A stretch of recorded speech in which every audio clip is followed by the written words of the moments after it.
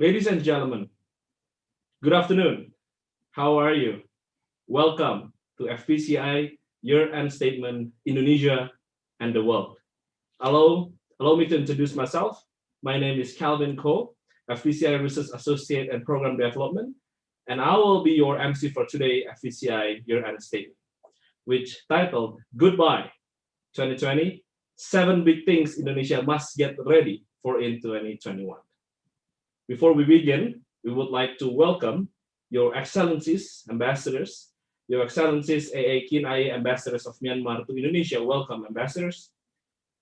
Your Excellency Petar Dimitrov Andonov, Ambassadors of Bulgaria to Indonesia, welcome Ambassadors. Ambassadors of Lars Bohr Larsens, Ambassadors of Denmark to Indonesia, welcome Ambassadors. Ambassadors Armando G. Alvarez, Ambassadors of Mexico to Indonesia, welcome, Ambassadors.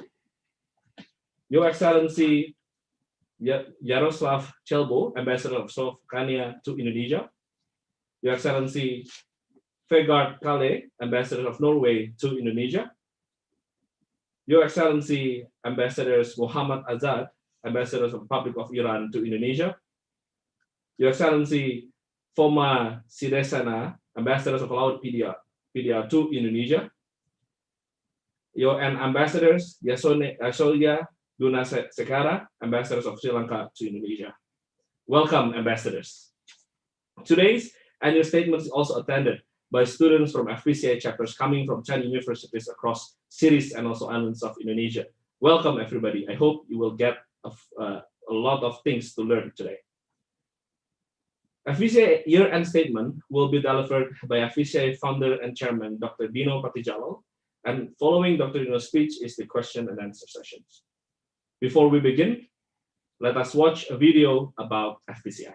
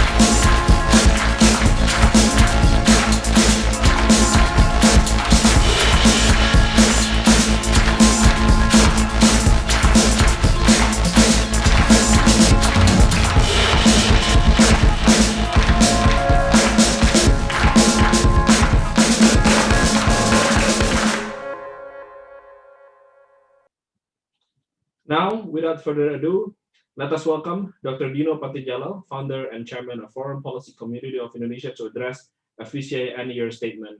Sir, the floor is yours.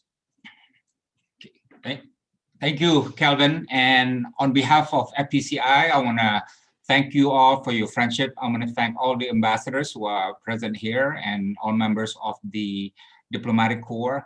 And I want to also thank all the FPCI chapters, members of the public, and of course, the journalists who are covering this event.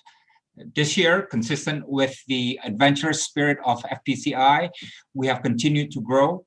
We continue to connect, to expand our reach, to add more chapters to our organization, and to spread our message about Indonesian internationalism. In 2020, FPCI became the founding member of the Paris Peace Forum. We are very proud of that. And our 1000 Abrahamic Circles project won the Intercultural Innovation Award from Austria. We held countless virtual lectures. We convened the Jakarta Forum, the China Forum, the Korea Roundtables Conference, the Vaccine Forum. We held Government Business Forum. We changed the Conference on Indonesian Foreign Policy to a global town hall on the COVID-19 world, which was participated by 7 foreign ministers plus the Director General of WHO. We also gave policy recommendations to governments, whether they like it or not, we still give it to them. We gave advice to embassies. We connected campuses. We connected think tanks within Indonesia and outside Indonesia. We wrote articles and op-eds and published research surveys. And best of all, yesterday I did a live TV interview with Robert De Niro. I'm not joking about this. And to top it all off, I personally survived and beat COVID-19 in the month of September. Right? So it's been quite an exciting year for me personally, and of course for FPCI as an organization. 2020 was a year no one could have imagined or predicted in 2019. I believe 2021 is going to be a better year. In December last year, we did not know anything about COVID-19. But the good thing about 2021 is that we know with certainty that vaccines now exist, they are being produced, and will start to roll out at some point next year. So today, I want to talk to you about some of the big things that we see that we believe that Indonesia should get ready for. Let me go through the list of what are the 7 big things. Right? Let's begin with number 1. The big picture. We are entering a world order in flux. And to be honest, I'm a bit disappointed that COVID-19 did not reform the world order. You know, the theory, of course, was that a crisis is the best catalyst to change. And this is the first time ever a coronavirus became a pandemic, right? And, you know, people always say, let's not waste a great pandemic. And Professor Klaus Schwab of the World Economic Forum called for the Great Reset this time. And this was echoed by IMF chief Catalina Georgieva, who said that the great reversal in 2020 can be turned to a great reset. UN Secretary General Antonio Guterres also in December called for something similar, but dialed down a little bit. He didn't call for a great reset, he just called it a reset. And leaders around the world were calling for building back better. And this actually became a slogan of the Biden administration as well. But even though the UN Secretary General said COVID-19 is the greatest challenge since World War II, so far we have not seen the world order change by the COVID-19 crisis. There was no reform of the UN Security Council. WHO did not change. G20 did not change. WTO did not change. There were no new institutions created. There were 2 good UN resolutions on COVID-19, but they did not call for reforming the world order. And also there was no cut to defense spending to make room for COVID-19 spending. More countries were more interested in recovery rather than pursuing a great reset. And because these institutions did not change in 2020, when the time was most difficult, there's little chance that they will change in 2021 when the vaccines will be coming. We also witnessed in 2020 the absence or lack of global leadership. The United States, preoccupied with elections, had no interest to lead. Europe gave a lot to others, but did not lead. China also gave a lot to others, but did not lead. Around the world, never before has so many countries throughout so many regions turned inward for many months. And never before has so many countries feeling a sense of national insecurity at the same time. And never before has so many people lived in a climate of fear. Fear of going out, fear of doing business, fear to travel, fear to go to the movies, etc. Foreign policy slowed down and was seen as secondary interests, a luxury. And in fact, on the vaccines issue, it was think tanks, NGOs, and civil society who led the way. And meanwhile, regional responses to COVID-19 has had mixed records. You know, when Italy was hit by COVID-19, the EU response was slow, and it has picked up ever since. And the EU has produced a budget which includes COVID response. ASEAN also moved swiftly and has held a number of meetings, including with extra-regional actors. But I do believe that intra-ASEAN cooperation could be stronger. And if we look at the numbers, ASEAN's extra-regional cooperation with China, with the EU, with Australia, was stronger than intra-ASEAN cooperation. We also did not see any significant change in patterns of behavior. You know, I remember in Indonesia, when we had the tsunami in December 2004, it took 5 months only for the stakeholders to change their conflictual behavior and produce a peace deal which ended the armed conflict in Aceh and changed conflict, politics, and society forever in Aceh. Right? Now, nothing of that sort happened during the COVID-19 crisis, even though 70 million people were infected and 1.5 million have died. The most disappointing thing is that US and China failed to work together to address the global COVID-19 problem, despite good opportunities to do so. It would have been a powerful signal to the international community if Washington, D.C. and Beijing were to set aside their differences and cooperated. But neither showed any interest to collaborate, and they ended up working separately. And remember, as Farid Zakaria reminds us, in 1958, the United States and the Soviet Union, in the atmosphere of the Cold War, had the maturity to work together to eradicate smallpox.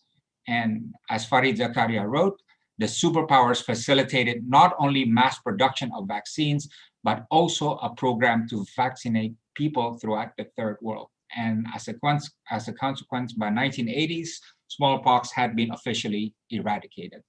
So that was the good news in 1958. What happened to statesmanship in 2020? Right? But it's not just US-China, of course. It happened in other places, including conflict zones. To help contain COVID-19, the UN Secretary General Antonio Guterres in March this year called for a global ceasefire in conflict areas. It did not work out well, despite some initial efforts to oblige the call. The fighting continued in Cameroon, in Yemen, in Colombia, in Ukraine, in the Philippines, in Libya, and many other places. And when the UN Security Council echoed that call for global ceasefire for 90 days in June, 3 months after the first call, the same results happened. Fightings in conflict areas continued even to this day. But notwithstanding all this, the world order in 2021 will be different than that of 2020. First, the liberal international order will emerge weaker than before COVID-19 arrived. And this is mainly because the United States, as the creator and champion of the liberal international order, turned its back on the global COVID-19 situation and undermined the multilateral institutions by withdrawing from WHO, the UN Human Rights, to pull out of the WTO. The US, as the world's second largest democracy, also became a dysfunctional democracy. And this hurt the structure and the foundation of the liberal international order. And secondly, as Professor Jeffrey Sachs points out, Asia is emerging better off from the COVID-19 crisis compared to the United States and will enter 2021 with less cases, less fatality, higher economic growth, and more cooperation. It is predicted that as Asia will rebound faster than much of the world. And it also matters that in the midst of the pandemic, Asia struck the largest trade deal in the world and the only major trade deal signed in 2020, the Regional Comprehensive Economic Partnership. I've been somewhat surprised that RCEP has been underreported and underappreciated by the world media.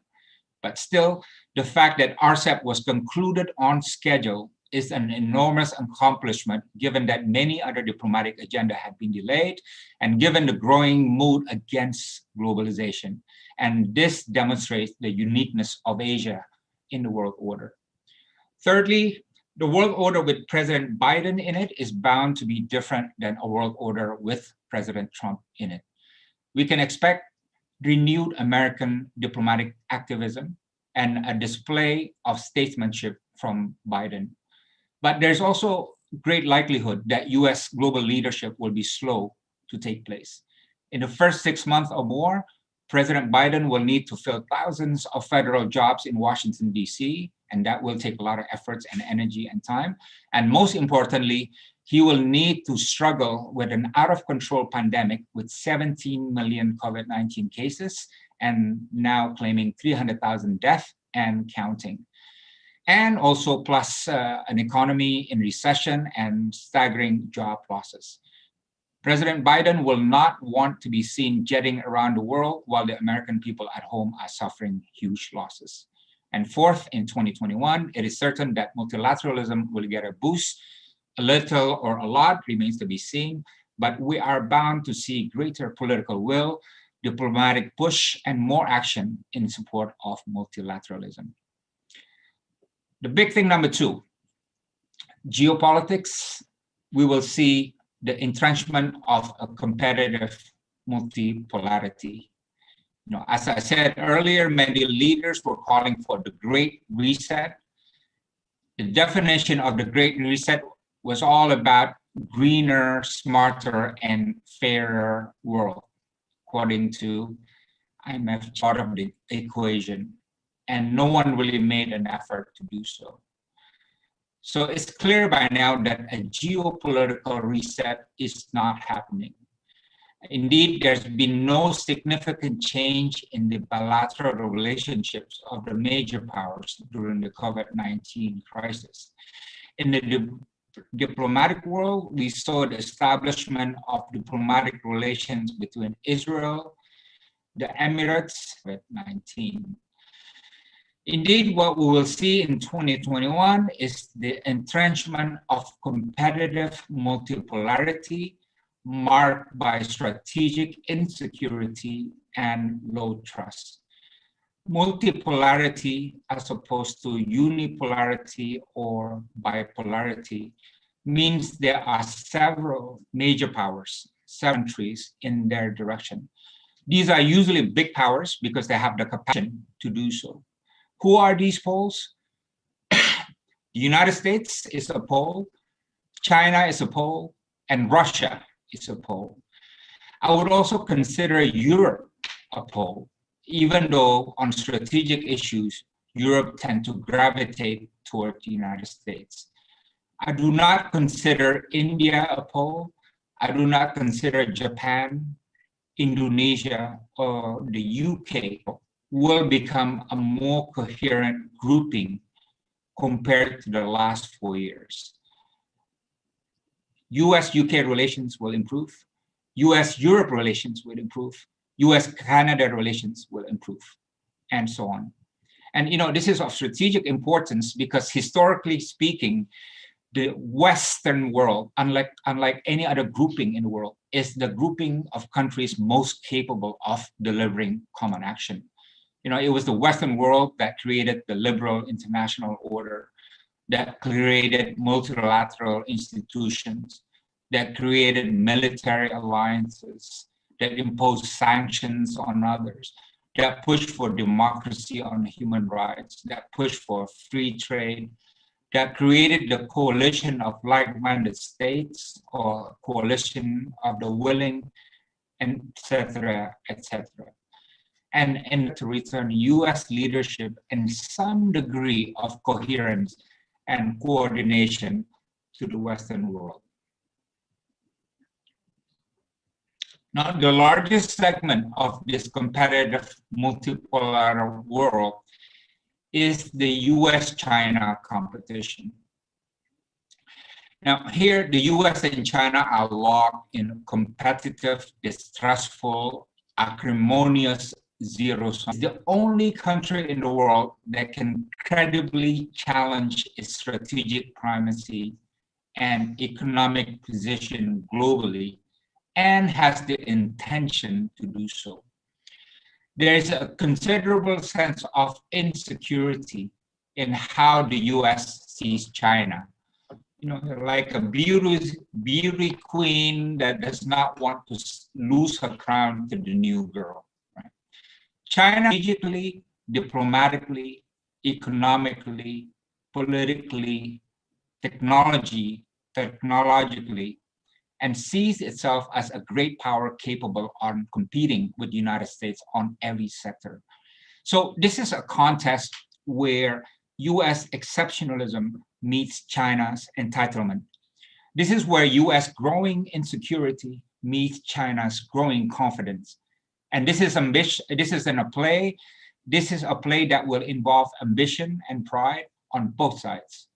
It is still very much a zero-sum game, meaning one will win by making the other lose. And no one knows how this will play out and for how long and when this pattern will change. Both Washington, D.C. and Beijing will try to pull other countries in their direction. They will use different tools, different approaches, and different narratives. But in my view, let's be clear, this is not a contest for global leadership. This is a contest for political and diplomatic influence. China, for now, is not interested in taking the mantle of global leadership, which would entail too much responsibility, resources, and risks for which China is not interested. In some ways, China perhaps likes seeing the United States overextended, drained, and bogged down in the exercise of its global leadership. So the real contest between US and China is the competition for political and diplomatic influence in other countries. This is competition for who will have greater clout, greater role, and impact in other countries. And both Washington, D.C. and Beijing will compete to produce alignments that would strengthen their respective positions. This contest will be most intense in continental and maritime areas peripheral or proximate to China. So this means places like Southeast Asia, South Asia, Central Asia, and the Pacific Islands. And these also happen to be areas where China is actively promoting the Belt and Road initiatives, except the Pacific Islands, of course. The United States will see the Belt and Road not from its merit as a connectivity project, but from the perspective of this contest for political influence. And this contest involves not just government officials, military, and intelligence. It also involves, to varying degrees, the media on both sides, the think tanks, the technological community, and the business community. And it's worth noting that in this contest, China's public diplomacy has done much better than the United States. Under the Biden presidency, this contest will see greater emphasis on the issue of values. And in this, there's likelihood that US foreign policy will again be more judgmental and intrusive to other countries. And besides, whenever the debate goes to the question of values, we should expect to see a good deal of inconsistencies, hypocrisies, and double standards. That is always the name of the game. Right? So this condition will provide space for middle powers to play a greater role. Right? The middle powers are not coherent at the moment. There's no grouping for the middle powers of the world, but middle power does have the versatility and resources and connections to play a greater role. Question is whether or not there is a political and diplomatic will to do so. Now, the third big thing is vaccine nationalism versus vaccine globalism. So let's make no mistake about this. Despite the vaccine euphoria, 2021 will still be a pandemic year. COVID-19 crisis will still be with us throughout 2021. COVID-19 will still be the center stage in national and international affairs. Most people globally will still be at risk. And for some countries, the second, third, or even fourth wave may be coming in 2021 and beyond. Globally now, we have about 73 million cases, and this number will continue to rise, and so will the death toll. The herd immunity, which require 50 to 80% of the population to be vaccinated, globally will not be achieved in 2021, perhaps not even by 2022 or 2023. For the United States, for example, herd immunity will only be achieved by the most ambitious estimate, perhaps by Q3 or Q4 next year, if not even later. But the one certainty is that the vaccines are available, and the problem here is that most of the vaccines have been pre-ordered by rich countries.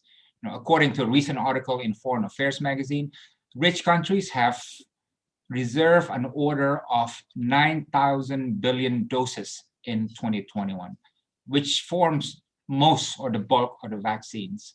And this is going to take up almost the whole production of vaccines worldwide in the year 2021. And countries like the United States, Canada, Japan, Australia, and several European countries have pre-ordered the vaccines enough to vaccinate their own people several times over. Right? So vaccines is certain to be a diplomatic, political, economic, and logistical challenge. Just like COVID-19 had been the most political virus ever, the vaccines will also be political. And for many governments, securing the vaccines for their people is not just a public health issue, it is also a question of political competence and accountability, and in some cases, even legitimacy. Vaccine nationalism will be a strong impulse in 2021 because this is a political thing. For countries with mid-sized or large population, including Indonesia, there will be a serious challenge on how to logistically distribute the vaccines effectively. Distributing the vaccines will not be like distributing rice or sembako or candy. It will require a very elaborate and complex technical requirements, including very specific refrigeration, which needed to be handled very professionally.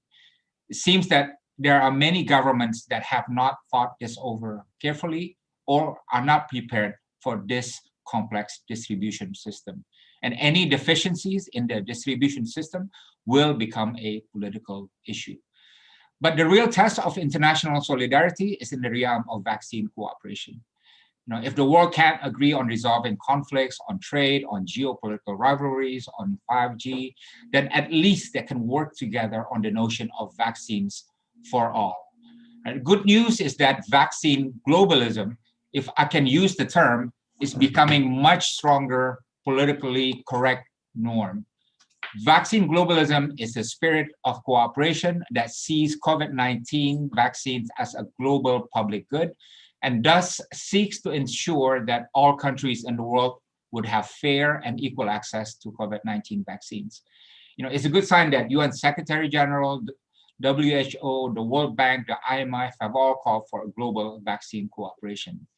But at the end, but the best embodiment of vaccine globalism is COVAX, which is a collaborative effort by Gavi, CEPI, a coalition of epidemic preparedness initiative, and WHO.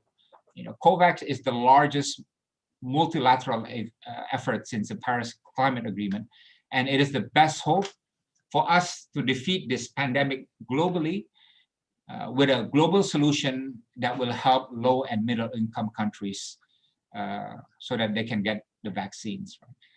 There are about 180 governments involved in COVAX, representing around 90% of the global population. And COVAX aims to make 2 billion doses COVID-19 vaccines available by the end of 2021. 95 low and middle income countries have been identified as eligible to receive these vaccines, which probably will be sold at a low cost of $3, much cheaper than PCR tests. Unfortunately, for different reasons, the United States and Russia are still not part of COVAX, and FPCI calls on Russia and the United States, the two great vaccine powers, to join COVAX in 2021. COVAX's biggest challenge is funding. They have raised several $billion, I think between $3 and $4 billion, but they still need an additional $24 billion for 2021. This is a big amount, but to be fair, it's only a very minuscule portion of the global stimulus agreed at the recent G20 summit. It's about 0.5% of all the global stimulus agreed at the G20. And Dr. Tedros of WHO has said that without funding, COVAX and the idea for vaccine for all is just in danger of becoming no more than a noble gesture. The UN Secretary General Antonio Guterres has said that vaccine nationalism is moving at full speed, and this is a matter of concern for the notion of vaccine for all. Vaccine globalism is by far the best and most positive and most inspiring development in world affairs in 2020 and hopefully in 2021. Why? Because it is a very concrete and ambitious project for global solidarity. It demonstrates that governments, companies, and civil society can work together selflessly for a global solution. And it demonstrates that the international community can work out a model of cooperation that is free from ideology or competing political interests, with a focused attention on ensuring vaccine for all. And it's significant because it's a global solution that is led by civil society and NGOs. But things are still fragile. There was a recent internal document of Gavi, which was reported by Reuters today, that said that risk of failure of COVAX project is very high. And Dr. Tedros has said that, yes, everybody wants a global vaccine that is a global public product, but this is a political choice, a political commitment, and we want political leaders to decide on this. In other words, this is really a matter of political will by leaders. But I do believe in at least two good things that will come out good. One is that there is a different mindset today compared to a year ago. When Wuhan happened, to be honest, not many people cared. They just were thinking, hey, let's just keep that away from us, right? And the Wuhan people were all alone, right, in this, right? So there was a feeling of mental isolation when they suffered from COVID-19. But today, the mood is very different. The mindset is that, hey, nobody's alone. We're all in this together. If somebody still has COVID, then the rest of the world is at risk, right? So it's a very much in contrast with the notion that you're all alone. That was imposed, that was experienced by the Wuhan. Right? And secondly, vaccine nationalism and vaccine globalism can go together, right? Yes, there are countries like Australia, Canada, Japan, United States that have ordered vaccines for several times over for their population. But I think they will come to their senses and they will say, hey, we don't need this many, and we can contribute to other countries that are in need. I think Canada and Japan, for example, I read an article by Prime Minister Justin Trudeau who said that vaccine for all is the way to go, right? Equitable and fair access to all. So there should be no conflict between vaccine nationalism and vaccine globalism. And for Indonesia, this really means that we have to play an active role in COVAX. I think we should spend a lot of energy and push to ensure that COVAX will be a successful project. You know, Indonesia joined COVAX a bit late. The announcement was made in October.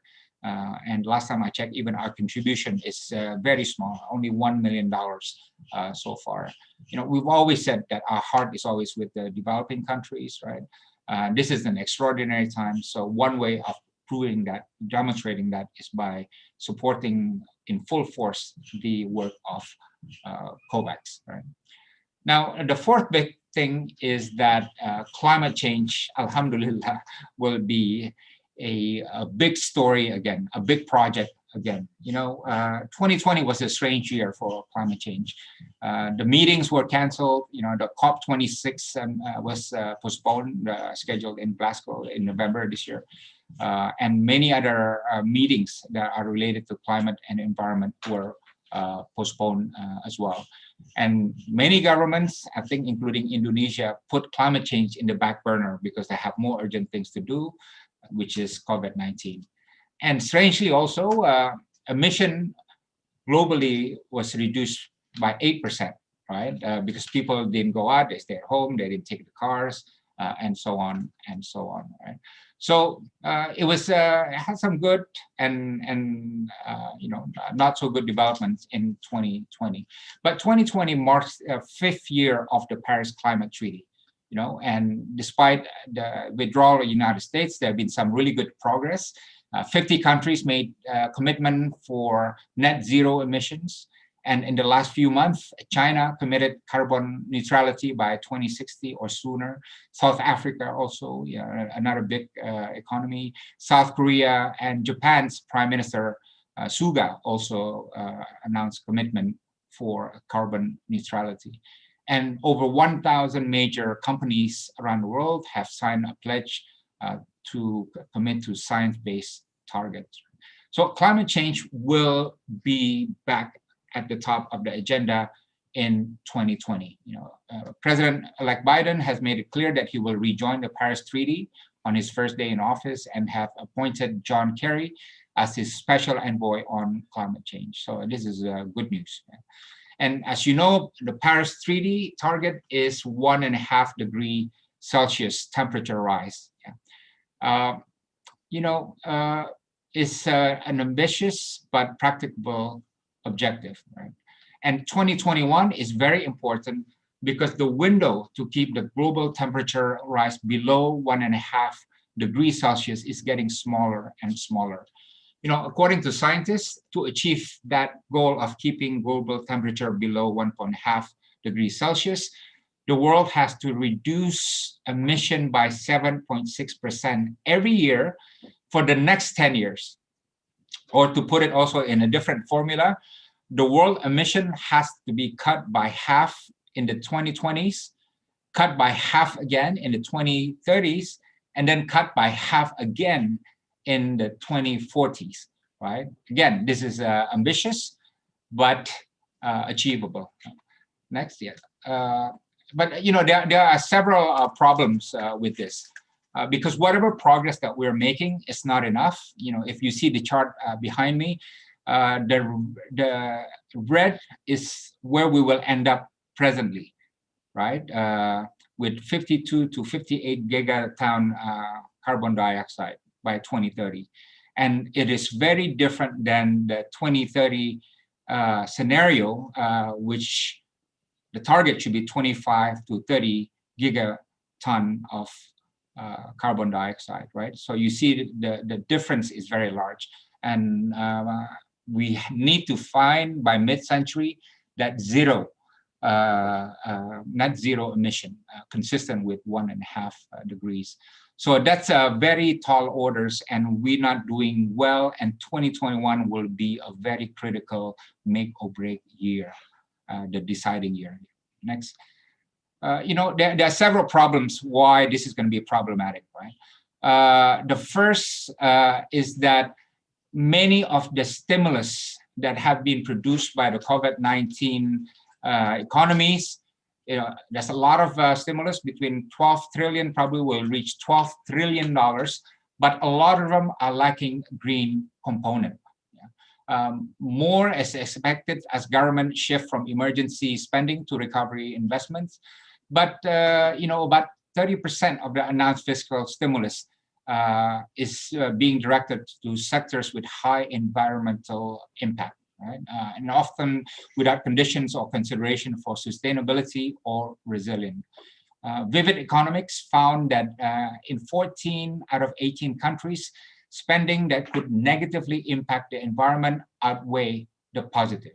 And there's another study by 14 research groups on the energy sector that found that only 6 out of G20 nations are committing more public money to clean energy than to polluting sectors. Only 6, right? And the rest don't, right?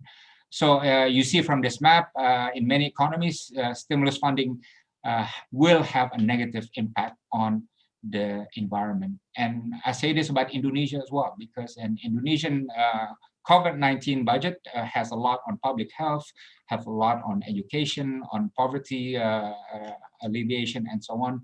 But the green content is very much lacking, and we need to do better, right? And the other reason why things are difficult to reach our goal of 1.5 degrees is, next, there's very slow commitment by countries in delivering their NDC, the nationally determined commitments. As the chart says, 33 countries have stated their intention to update their NDC. 103 countries have stated their intention to enhance ambition or action in the NDC by 2020, right? And only 15 countries have submitted a 2020 NDC, representing 4.6% of global emissions. So it's a very, very slow progress by countries to submit their NDCs that would make global emission reduction more certain. And next. And the next reason is that things are moving too slow on sectors as well. By the way, I'm getting this chart from World Resource Institute, Indonesia, of which I'm a chairman of the board, right? So thank you to them for helping me with this chart. But as you see, if we want to achieve 1.5 degrees Celsius temperature rise or below that, we need to move 6 times faster with renewables. We need to move 20 times faster on electric vehicles. We need to phase out coal power 5 times faster. We need to use low carbon fuels 8 times faster. And we need to advance the electricity industry 1.5 times faster and increase tree cover 5 times faster. That's not just happening right now around the world. And that is something that we definitely need to work on. So 2021 is definitely a critical year. We are really running out of time, and we need to step up and catch up. And if we fail, we will end up with a 2 degrees world or 3.2 degrees world, which is going to be catastrophic for everybody, right? And you cannot turn the clock back once you reach that point.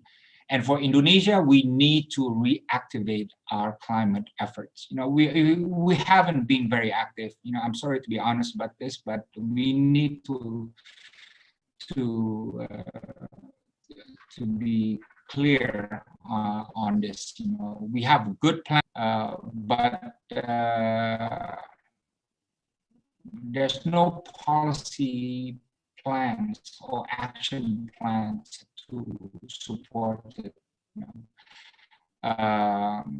In 2011, when we produced the 26% target, we were the hero.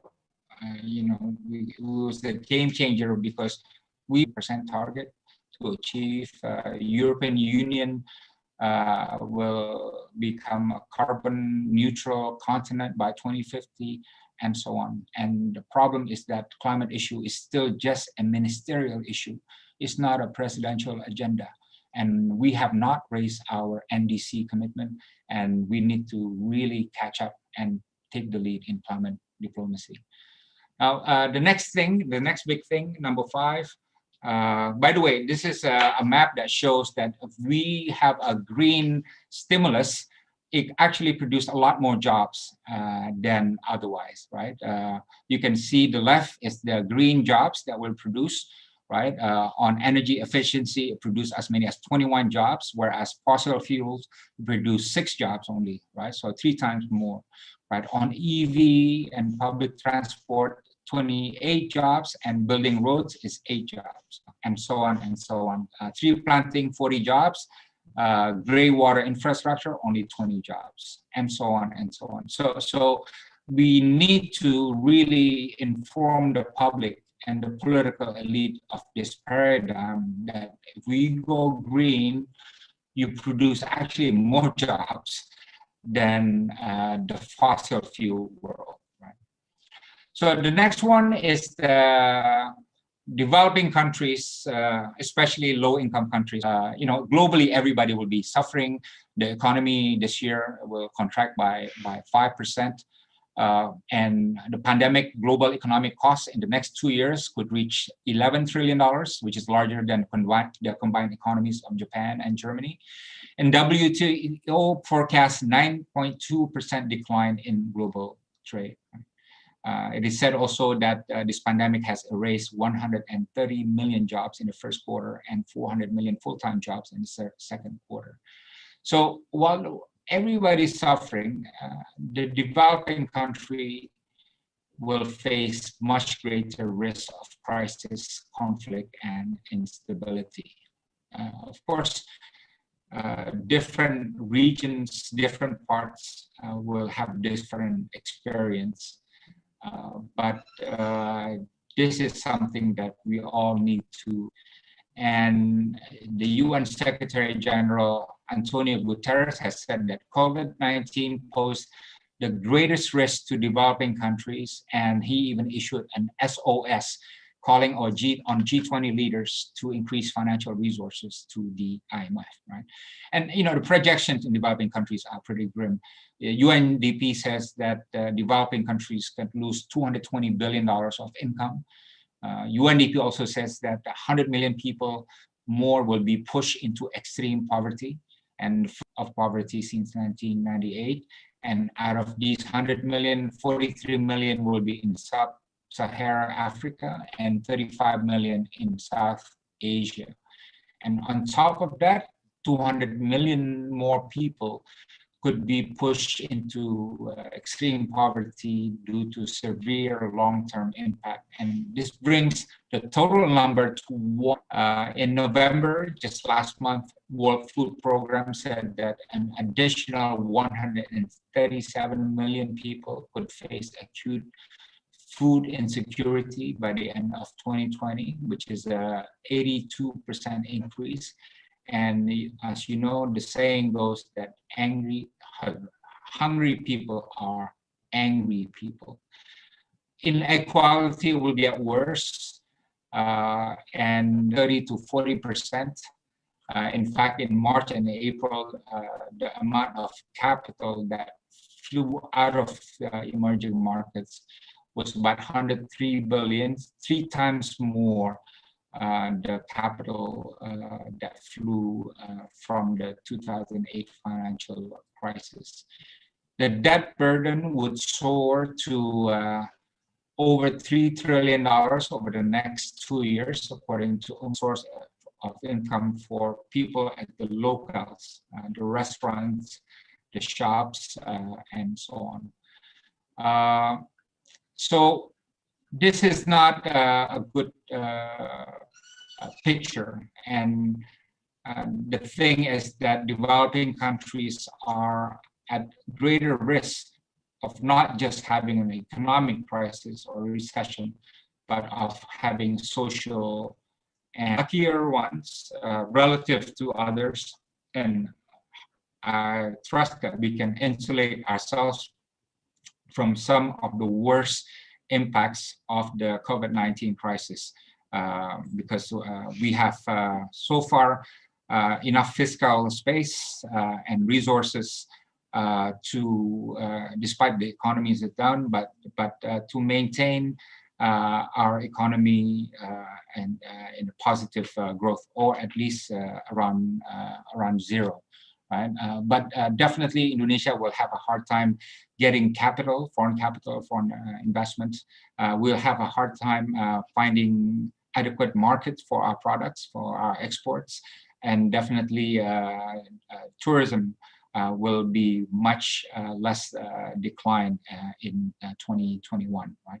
But Indonesia should use our seat in the G20 to fight for the interests of the developing world. Number 6. Religious, racial, and social and identity-related tensions will rise. 2020 saw the Black Lives Movement emerging, growing, and spreading throughout the world, in many parts of the world. And we saw also the cartoon crisis that riled up the Islamic world as a result of what happened in France. Right?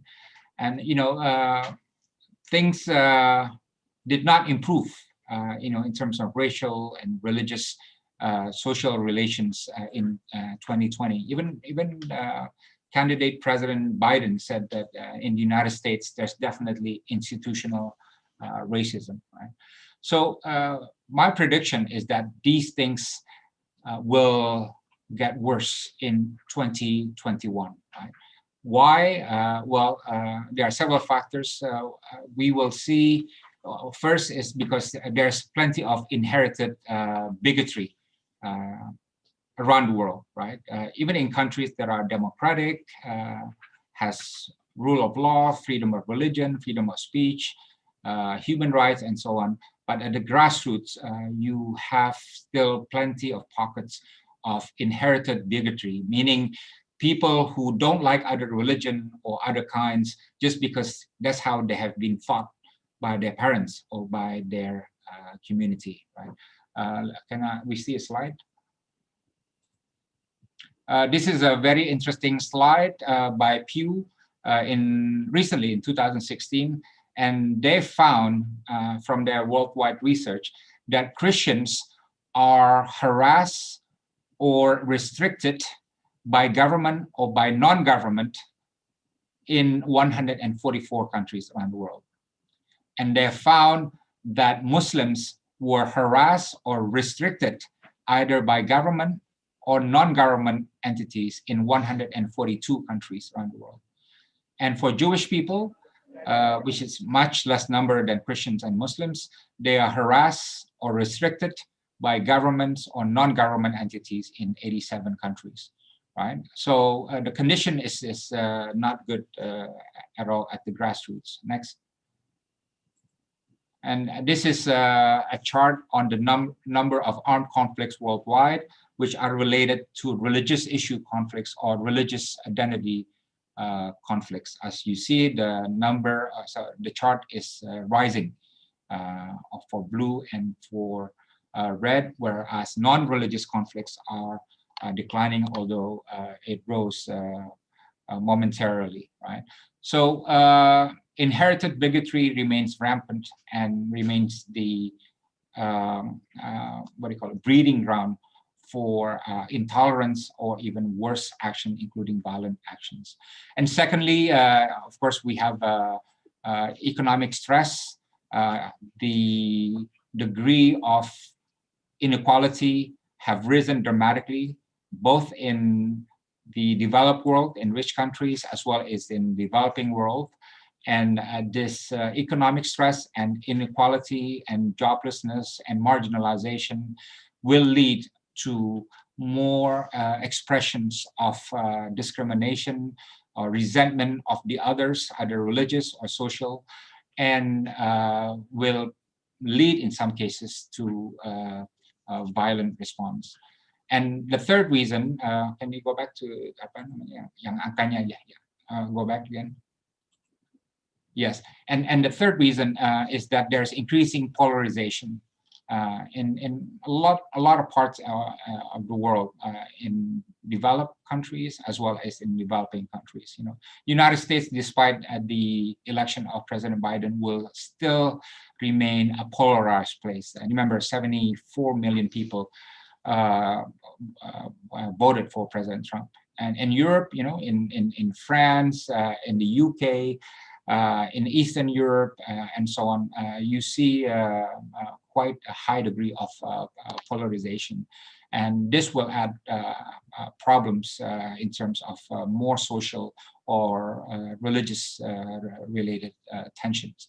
And lastly, there is also the rise of radicalism. And the rise of radicalism means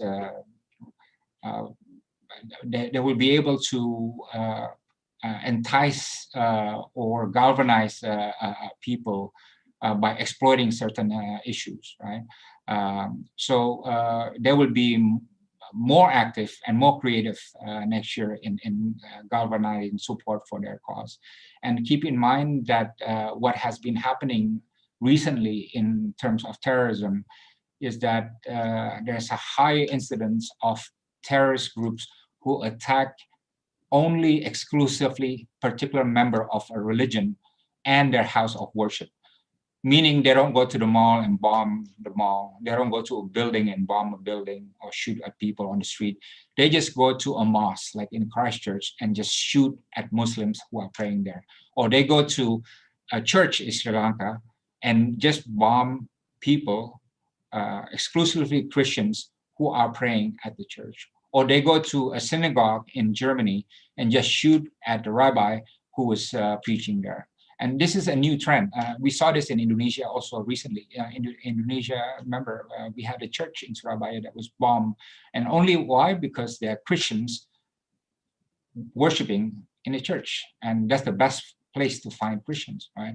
So this is a very worrying trend of terrorism becoming less indiscriminate and more targeted, more focused, more exclusive, targeting members of a particular religion worshiping in their house of worship. And I think this is why Indonesia's interfaith effort has to be step up.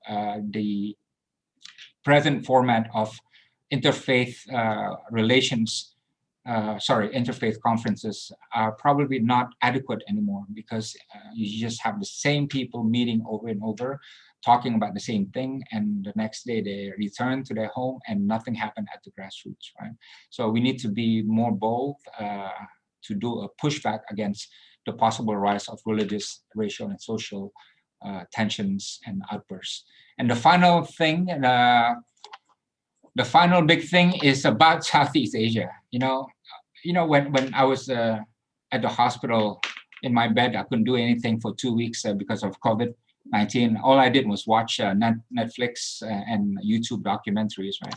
And I watch a lot of political programs on conflicts and international relations.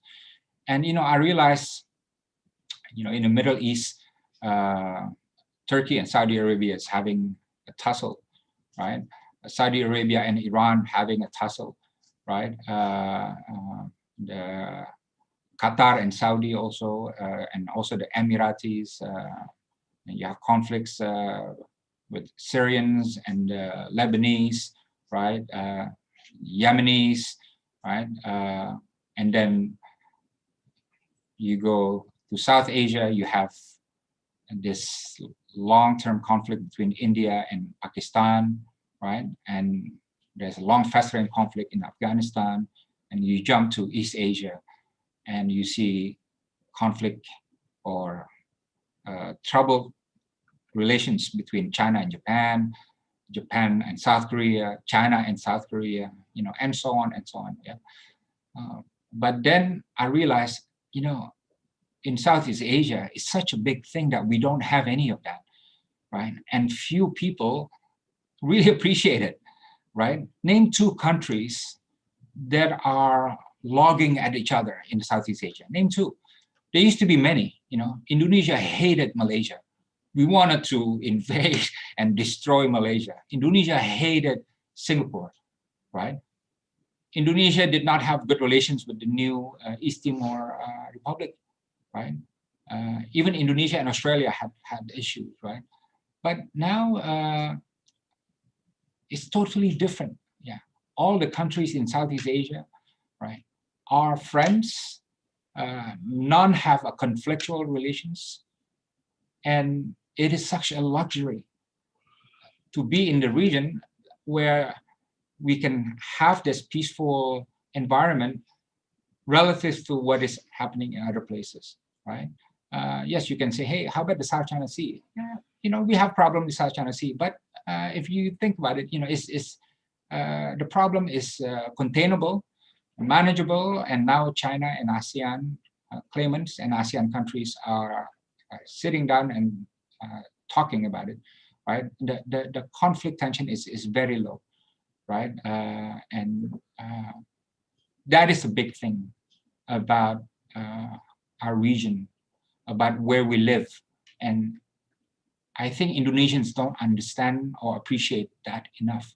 And it is important to understand that and to appreciate it, because that is our first line of defense.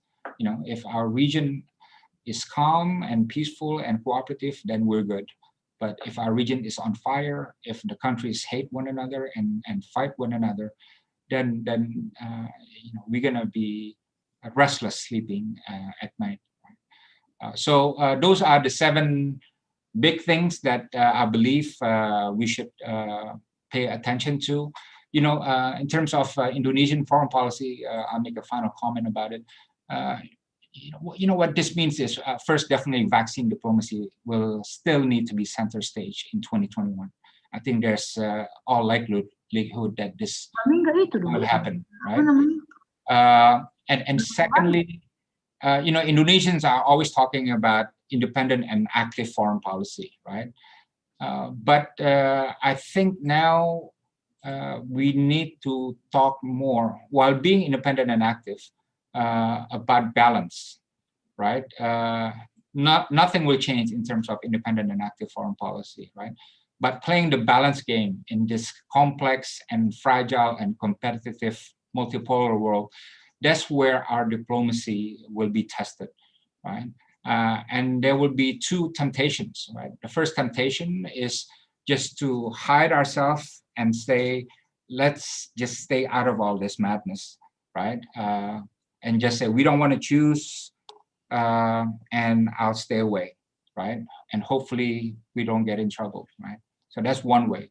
But there's another temptation, which is, you know, playing a role, still not choosing sides, but maybe playing a more active role and doing what you can to produce a more cooperative pattern of relations among the conflicting great powers, right? We have done this in the past, and we can still do it again for now and in the future. I mean, the creation of ASEAN alone, right? That was not an American idea. It was not a Chinese idea. It was not a Soviet Union idea. It was a local ASEAN idea. And the idea of expanding ASEAN to 10, right, from 6, where Vietnam was suspicious of it, right, and ASEAN, Southeast Asia was very much divided. That was an Indonesian push, right, that we really pushed hard for this, because we knew that would change the region, and that would change the balance of power in the region, which it did, right? So I think what it does need is a very strong sense of what we want and what we're capable of, and then to use our networks and our resources to achieve those goals, right? So I'll stop there, and again, I'm sorry if I speak too long, but I hope what I said was useful to all of you. Thank you very much. Thank you, Dr. Dino. I think you have delivered a very comprehensive 7 points and things that we need to anticipate next year. So now we would like to open a question and answer to or comments to ambassadors. It's for ambassadors only. So for ambassadors who wish to speak, please click a raise hand button. So we will call you. I think we have ambassadors Iran. I think ambassadors, you may deliver the question directly to ambassador. Comment, nggak perlu harus. Or comment. Please. Ya, nggak harus pertanyaan. Please, ambassador. Thank you very much. Thank you very much. Enjoyed the very deep explanation from Dr. Dino. As I understand, in 2020, he was mentioning that you have a good gathering of China desk and other countries' desk. So may I suggest to have Iran desk that in 2021 that we can have it from one of the Iranian think tanks. In my mind is Institute for International and Political Studies. So we can discuss at least another comment or another narrations of the situation in 2021. You were mentioning about the big things for Southeast Asia. At that Iran desk, I think we can cooperate and to see, is it possible to have the same model, as you say, ASEAN way, to have this model to be practiced in Middle East, in my region. As you were mentioning, it will be increased such as these conflicts. So we can discuss it, and surely you know about the proposal by Dr. Zarif, my foreign minister, to have a regional dialogue, to have hope, different designs that we have raised, and you know, because of the big stakeholders and some powers, you know, they are going to not materialize such a this way. Maybe through the ASEAN way model, we can have a discussion and to find out how it will be for 2021 solutions for my region based on your practice and experience. The second point, you were mentioning about the vaccine diplomacy. So it is, you know, the point that in 2021 we will have the effects of such a this big pandemic, and so our desire is for vaccine globalism. It was last week there was a discussion in Bali Democracy Forum, and our colleagues ambassadors were discussing about the price of the vaccine. I wanted to raise, because of shortage of time, I cannot explain about that. But this place, I think, I can say we can find out another dimension of vaccine. It's not a question of just nationalism, the price of vaccine for all. It's another dimension is the same as, you know, countries like us that we are under the unilateral sanctions and under the maximum pressures by at least Trump administration you have witnessed. And even though for vaccine, we have billions of dollars in South Korea. So we wanted to have our, based on our money to buy vaccine, but they don't let us to have it. I hope in the new year 2021, in the new administration, we do hope to have, you know, a kind of global vaccine and to pay attention to the humanity. Otherwise, it will be, I can say, it's a crime against humanity in the developing countries. Thank you very much.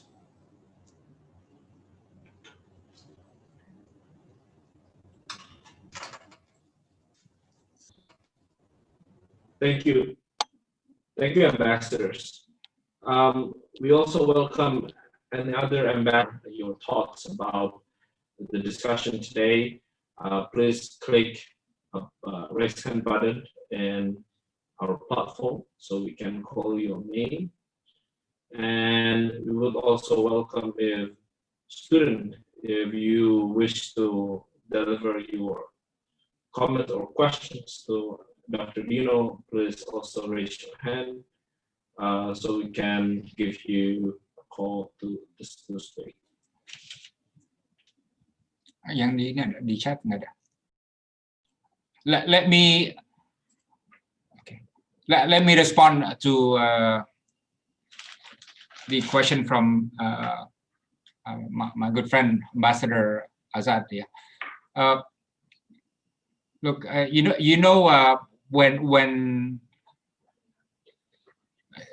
the prerequisite for ASEAN in changing our relationships in the beginning was two things, right? One is it really took guts, Ambassador Azad. Yeah. Why? Because, when we normalized relations with Malaysia, the whole political jargon was about Malaysia is the embodiment of imperialism, the neo-colonialism, and like the evil of the world, right? And that was repeated in every speech, in every statement, in every letter in Indonesia at the time. So for the new government at the time to be doing that to Malaysia, to do an outreach and to normalize relations and to ask Malaysia to establish ASEAN really took enormous guts, because they were going against the natural instincts of the political environment at home at the time, right? Which was very revolutionary, right?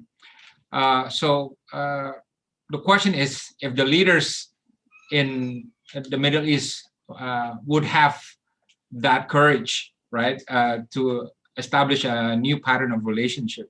And the second thing is forward thinking, right? I think what is special about ASEAN is the ability not just to be pragmatic, but pragmatic and always looking for the future and not stuck in the past, right? And this is why when Vietnam was united and the first invitation was extended to Vietnam to join ASEAN, and Vietnam was a communist country, right? And to be honest, when I was a young kid at the time, I was scared of Vietnam because, I heard stories that the communists would come in and blah, blah, blah to Indonesia, right?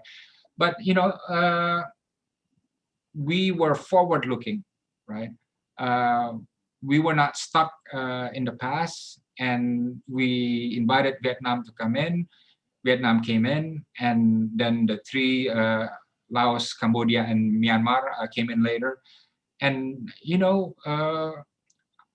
it was the strength of ASEAN, And in my view, perhaps I'm wrong on this, but there were quite a few in the Middle East who are just too stuck in the past that it's hard for them to move forward and take a dramatic step like what ASEAN did. And so I think the best thing to do is really if anything can be learned from ASEAN is forward looking and having the courage to do what is not normally do. And secondly, Ambassador Azad, I was really sad when a few months ago when I saw thousands were dying in Iran. I saw a video of Iranians dying on the streets due to COVID-19, and so on. And your government was just running out of resources and, helpless on what to do and so on. And people did not see that this was a humanitarian tragedy, right? Some countries still see Iran as Iran, the political enemy or the strategic rival or whatever, and not see through that and see that this is people dying. This is human beings dying. This is kids, sorry, not kids, but women, old people who are dying and so on. So I think it's sad that sometimes in our industry, I was the diplomat too. Sometimes these things with preoccupation with national interests, with confrontation, with rivalries and so on, prevent them from seeing the humanitarian side of it. And this is why the Aceh case was great, because in 2004, 200,000 people had died in Aceh from the tsunami. 500,000 people were homeless. The suffering was so great that the warring factions decided enough is enough. Our brothers are dying. Let's do something new. Let's make a peace deal, right? So yeah, I was to be honest, was disappointed that not more countries helped Iran during that time of difficulty. And I don't know the situation now, but my heart goes to the Iranian people who are suffering. I hope you can get out of this crisis well. Okay, thank you, Dr. Nino. Continue now is I would like to welcome Madam Ambassador from Myanmar, Madam Ambassador Kim Naye. Please, the floor is yours, Madam Ambassador. Thank you very much, Pak Dino. Can you hear me? Yes. Yeah.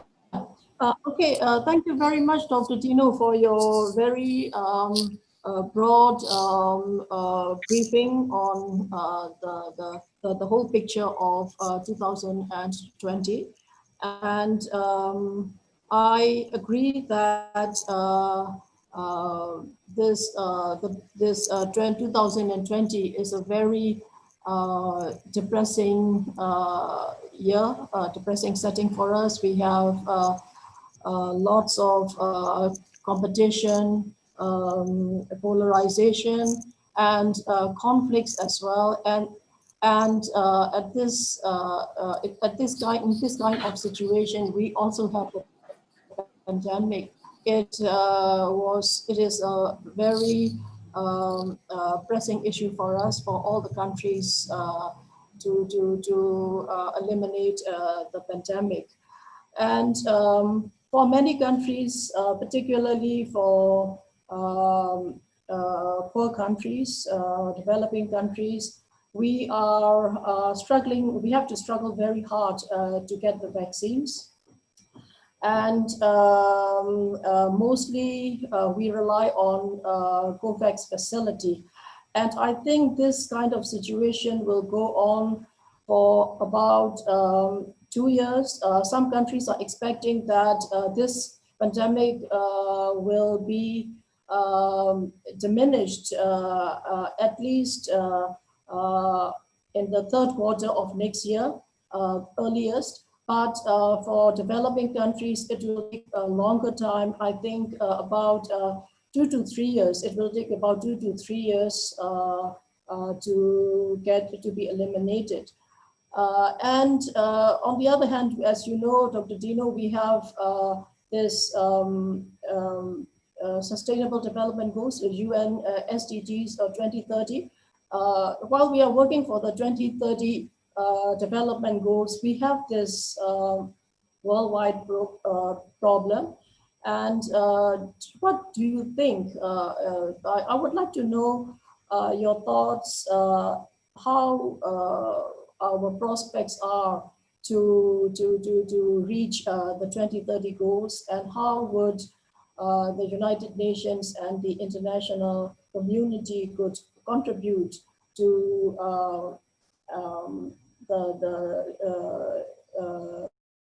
the plight of to the developing countries to reach the 2030 goals in time as targeted. That's my question, Excellency. Thank you. Thank you, ambassadors. Next, I would like to call and welcome Ambassador Figard Kelly, the ambassadors of Norway. Ambassadors, the floor is yours.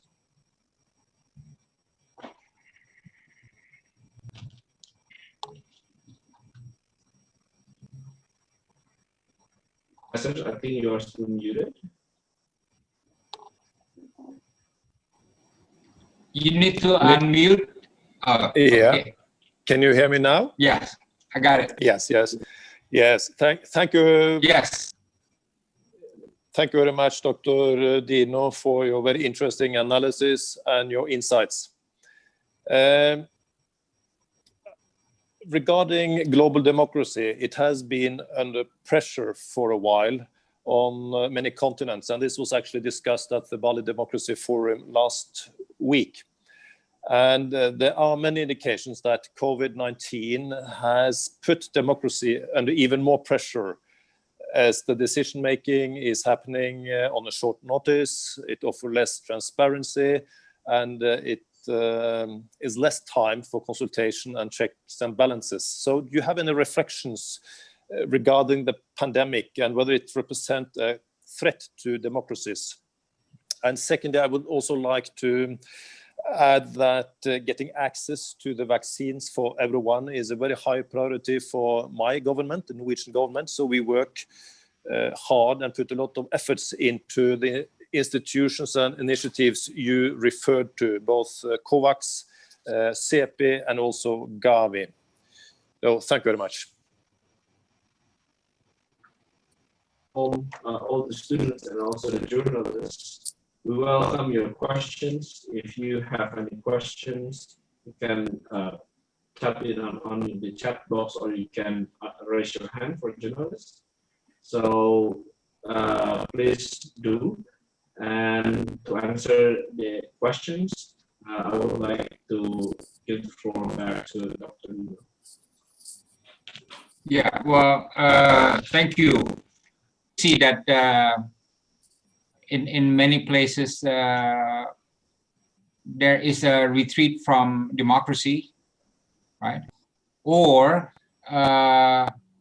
there's a democracy, but the quality of democracy is decreasing badly. And this goes for example, like in the United States. Yeah, I think Professor John Delury in one of our seminars said the United States is now the sick man of democracies, right? So it seems to be a trend, right? But it's a matter of choice. I think you know, it doesn't mean that to deal with COVID-19 you have to enforce undemocratic measures, right? As we can see in many democracies like South Korea, New Zealand, and other places, they are doing very well dealing with COVID-19 without having to sacrifice on democratic efforts. But what I do see is populism has taken a back seat in the time of COVID-19, right? Why? Because if you are a populist and you're a demagogue and what you do is scare people and you lead a government, your people who are directly affected by COVID-19 is not going to take it lightly, right? You know, this is the time when citizens are very sensitive about their ruler, right? People who usually don't care about politics, who don't know who their politicians are, now they do. They are saying, hey, what are you doing now? You know, I don't have a job, you know, the shops are closed, the economy is bad, what are you doing, right? So those who don't have an answer will and are relying on populist rhetorics, they will lose, right? I think a good example of a leader who is populist, but who is doing, what do you call it, real work, yeah, in my view, is Ridwan Kamil, you know, in Indonesia, right? He was a populist before, but he remains popular now. Why? Because he stopped being populist and really concentrating on what is scientifically and evidence-based policy required for him to address the COVID-19 situation. I think what will be interesting, Vegard, is President Biden's idea to create a League of Democracy, right?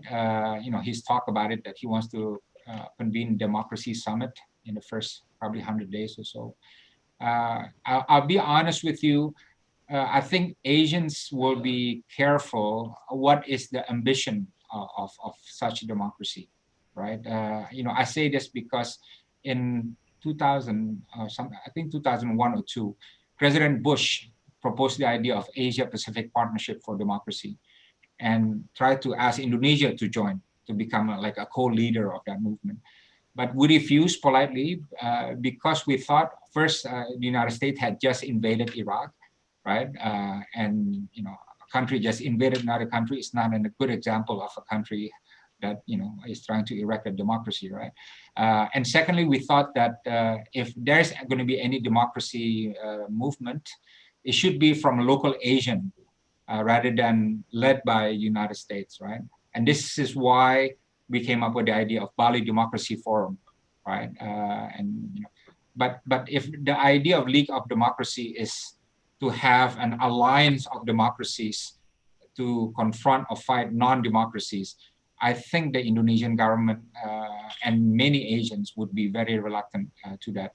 But if the idea of League of Democracies is, hey, let's strengthen our internal democracies, let's help one another, and improve the quality of our democracies, then I think Indonesians and many Asians would be happy to be part of it, right?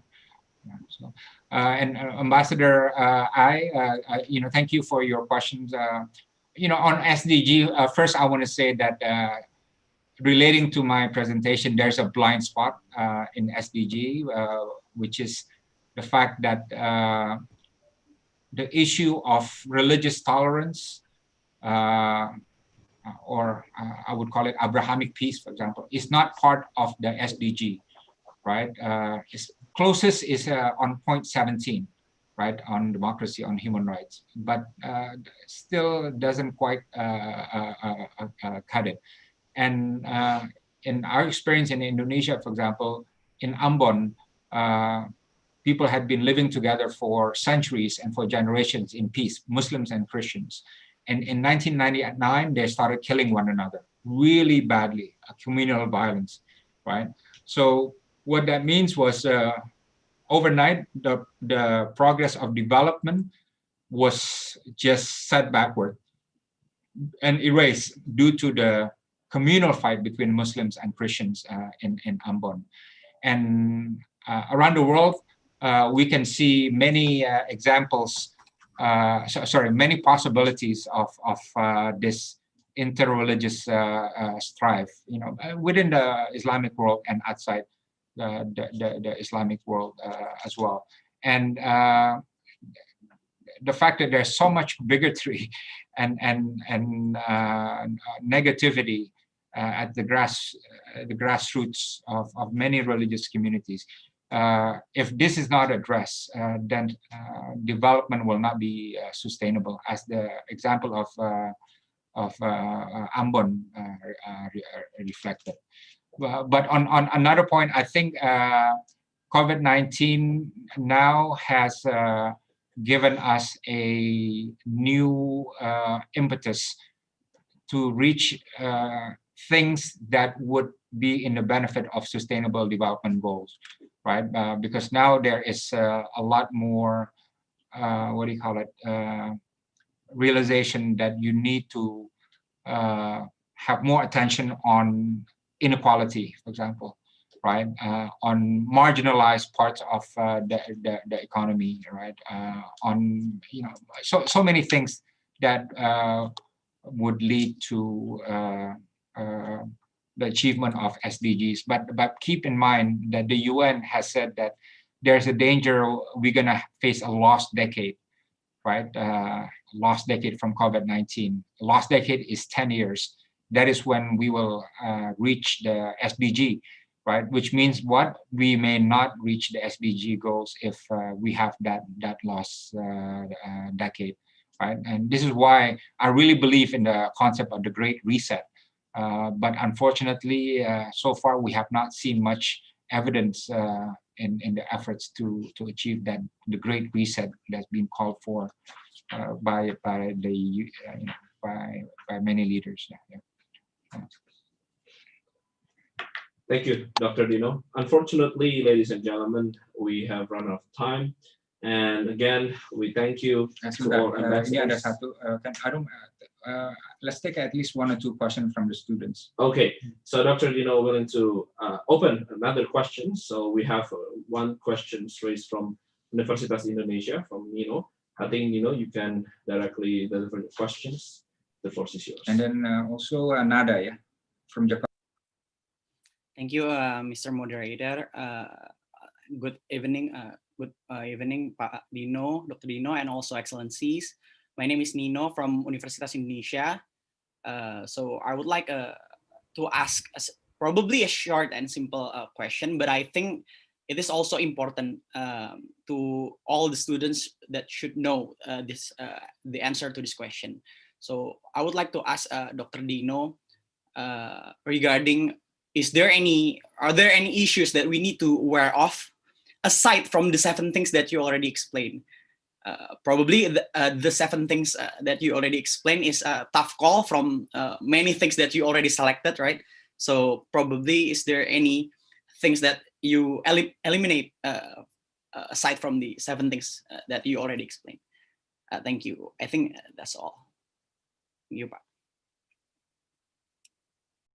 The question from Nada from Jakarta Globe, who asked, can you elaborate more how Indonesia can play more active role in 2021 with regard to US-China tension, right? But I'll answer the first question from Nino. Yeah, the one thing that I was going to mention, probably Nino, was on mental health, right? Mental health is going to be a big thing because everybody's being affected, everybody's stressed out.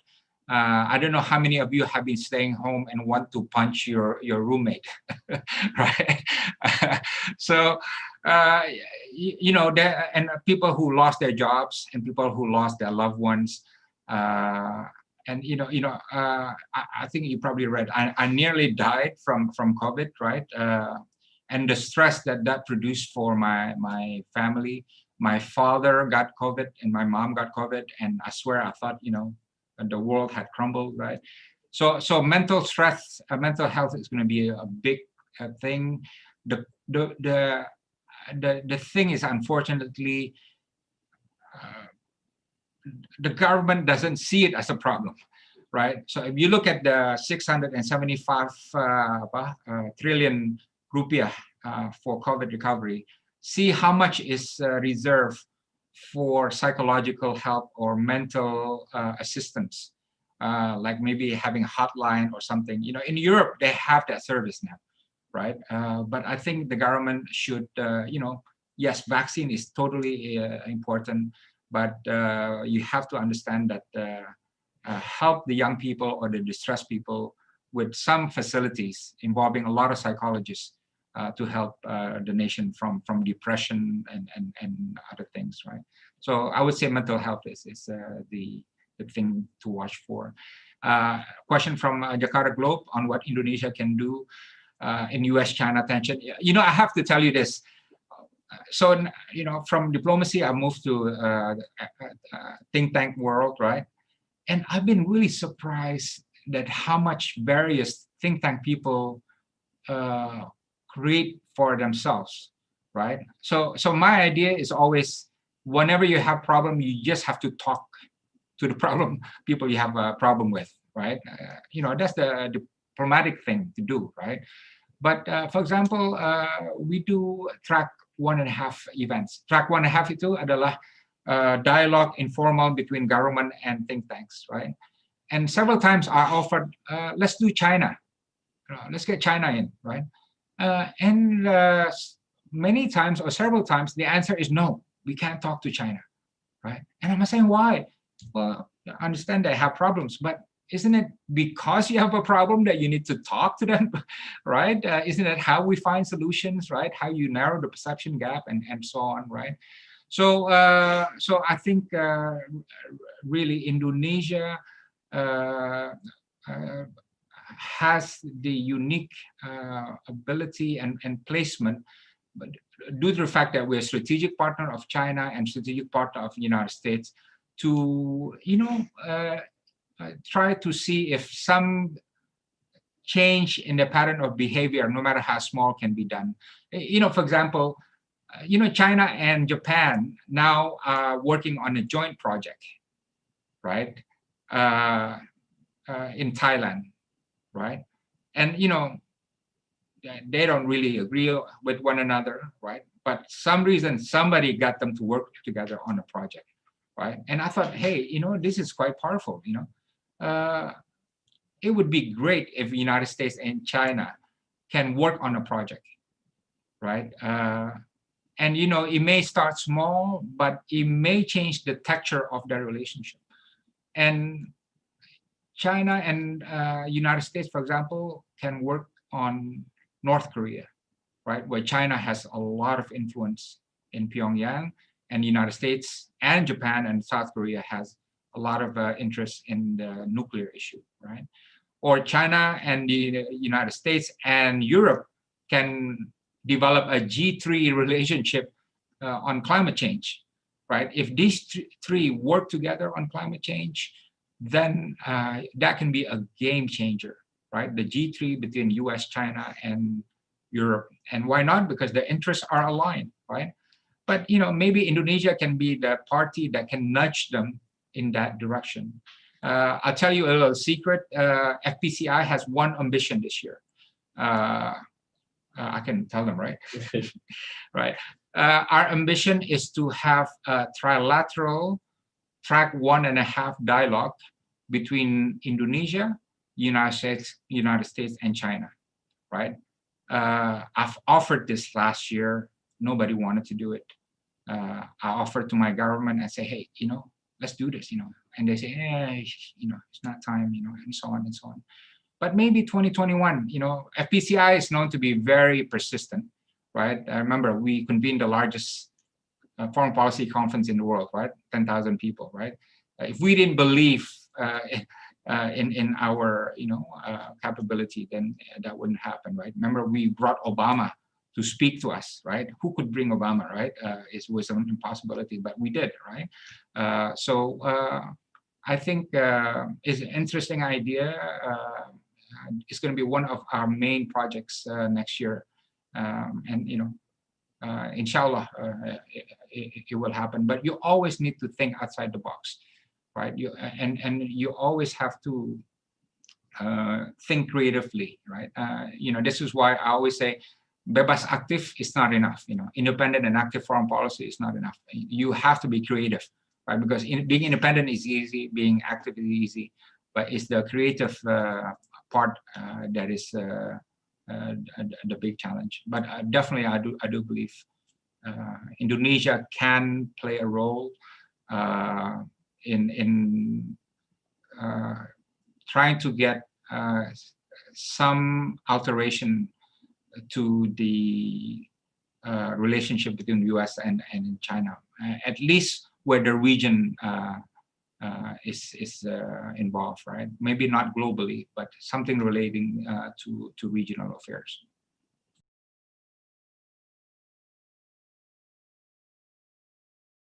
Okay, we have time for one spot. I would like to call for Dixon from Binus to deliver your questions. Please, Dixon.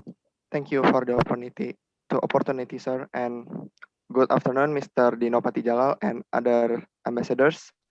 I would like to ask a question. We all know that there is a good progress on vaccine development in Indonesia and other countries, but also there are some negative issues about that, especially in our countries, Indonesia, there's much information and negative issues towards vaccines from China, especially Sinovac. I want to ask a question. What do you think that government can do to provide a guarantee of security towards this issue? Thank you. Well, look, the thing is, we have to be clear that never mind if it's Chinese vaccine, never mind if it's Russian vaccine or British or Indian vaccine or Indonesian vaccine, it has to pass the test, right? It has to pass the BPOM test, right? And WHO standard requirement, right? Because once you say, hey, that's the Chinese vaccine, then you give in to some kind of stereotype tendencies that are not healthy. right? I don't mind the Chinese vaccine, and I'll take an Indonesian vaccine happily when it comes out, right? But let's make sure it passed the scientific tests, right? It's just like flying a plane, right? You don't really care, what plane is it? Airbus or Boeing, right? As long as they can fly, right? You don't want to get into a plane that hasn't passed any flight tests or anything. Right? So let's be rational about it, and let's be open-minded about it. I think what you need to know most is what is the success rate. Success rate-nya berapa, right? Is it 60%? Is it 80%? Is it 95%? Right? Second thing is how many shots you need. Is it 1 or 2 shots, right? And third, you need to also know what technology is it. The highest technology is mRNA, right?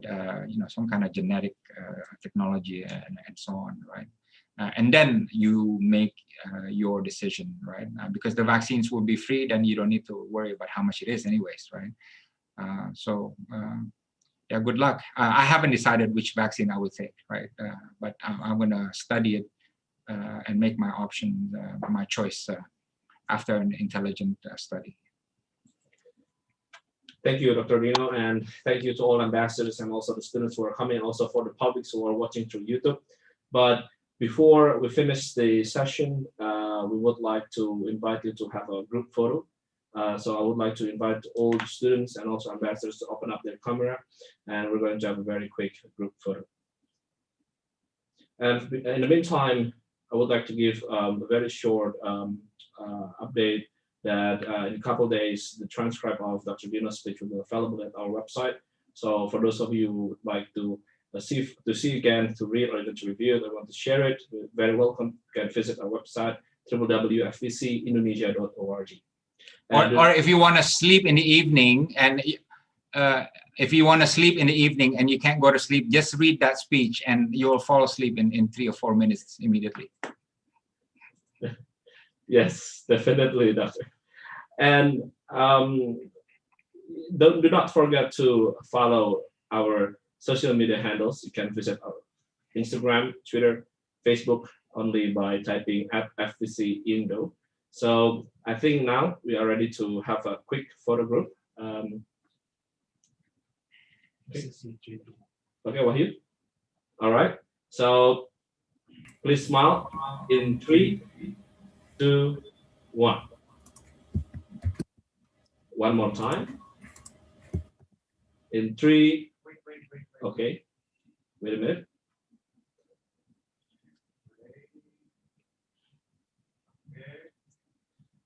Okay. Ready? At 3, 2, 1. Okay. Wait a minute. Hold your smile. I think this is a new way of photo taking in 2021. Don't breathe. Once again, from 5, 4, 3, 2, 1. Okay, I think that's perfect. Again, thank you. Thank you, everybody. For everybody, and we wish you a happy holiday, Merry Christmas, and Happy New Year. See you in the 2021. Thank you, Vegar. Thank you, Pak Azad. Thank you, Ambassador E. Yes, yeah, and all the chapters and everybody. Thank you so much. Yeah. Assalamualaikum. Waalaikumsalam.